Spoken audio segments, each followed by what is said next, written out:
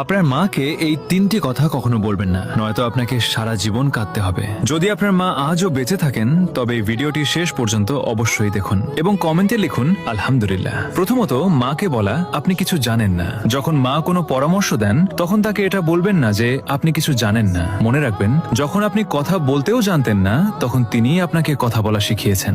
দুনিয়ার সবচেয়ে বড় অভিজ্ঞতা যদি কারো কাছে থাকে তবে তা আপনার মায়ের কাছে আছে। দ্বিতীয়ত, মাকে কখনো বলবেন না আপনি আমার জন্য কি করেছেন। যদি কখনো আপনার মনে হয় যে মা আপনার জন্য কিছুই করেননি, তবে সেই রাতগুলোকে মনে করুন যখন আপনি অসুস্থ ছিলেন আর মা সারা রাত জেগে আপনার সেবা করেছেন। আপনার এক ফোঁটা চোখের জলে যদি কেউ সারা রাত না ঘুমিয়ে থাকে তবে তিনি কেবল মাই হন। তৃতীয়ত, আমাকে একা ছেড়ে দিন। রাগের মাথায় মাকে কখনো বলবেন না আমাকে একা ছেড়ে দিন, কারণ একদিন তিনি সত্যিই আপনাকে চিরদিনের জন্য একা ছেড়ে চলে যাবেন। তখন আপনি চাইবেন কেবল একবার তার সাথে কথা বলতে, কিন্তু তখন অনেক দেরি হয়ে যাবে। যদি আপনার মা বেঁচে থাকেন তবে